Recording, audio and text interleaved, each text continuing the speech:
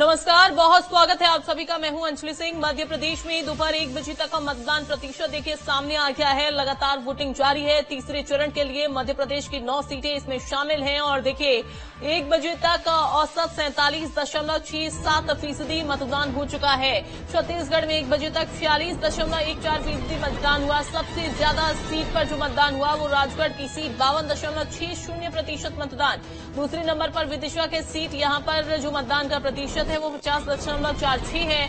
तीसरे नंबर पर गुना की सीट 49.93% मतदान हो चुका है। अब अगली सीट हम बताते हैं। चौथे नंबर पर विदिशा सीट आ रही है। 48.26% मतदान यहां पर हुआ। सागर में 44.32%, दुर्ग में 46.68% मतदान हो चुका है। वहीं कोरबा में देखिए 48.10, रायगढ़ में 55% मतदान हुआ। रायपुर में 40.59, सरगुजा में 51% मतदान हुआ। दोपहर 1 बजे तक मध्य प्रदेश में औसत का मतदान अच्छा खासा, मतदान का औसत प्रतिशत अच्छा खासा सामने आ रहा है। सबसे ज्यादा राजगढ़ में 52.60% मतदान हो चुका है। तो देखिए लगातार वोटिंग जारी है। हालांकि इस समय धूप बहुत ज्यादा पड़ रही है। मतदान केंद्रों में अलग अलग जगहों पर व्यवस्था की गई है, लेकिन जहां पर ज्यादा व्यवस्था नहीं है, उस तरीके से व्यवस्था नहीं है, वहां पर थोड़ा सा जरूर भीड़ लोगों की कम देखने को मिल रही है। अब आपको बता दें लोकसभा चुनाव का तीसरा चरण भी लगातार जारी है। वहीं आपको बता दें कि 10 राज्यों की 93 सीटों पर वोटिंग भी चल रही है। दोपहर 1 बजे तक 41.88% मतदान हो चुका है। पश्चिम बंगाल में भी देखिए सबसे ज्यादा 49.27% मतदान हुआ। महाराष्ट्र में सबसे कम मतदान का प्रतिशत सामने आया, 31.55% हुई है यहां पर वोटिंग।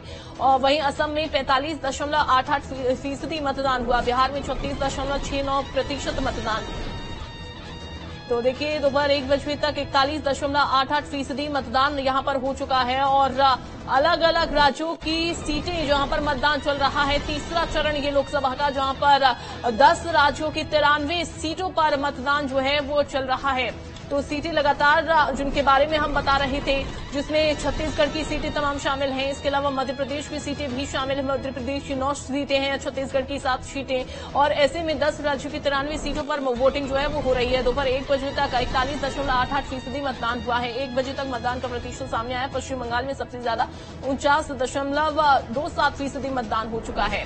अब ग्राफिक्स के जरिए आपको दिखाते हैं कि कहां किससे टक्कर जो है वो देखने को मिल रही है। मध्य प्रदेश की हम बात करेंगे, छत्तीसगढ़ की हम बात करेंगे।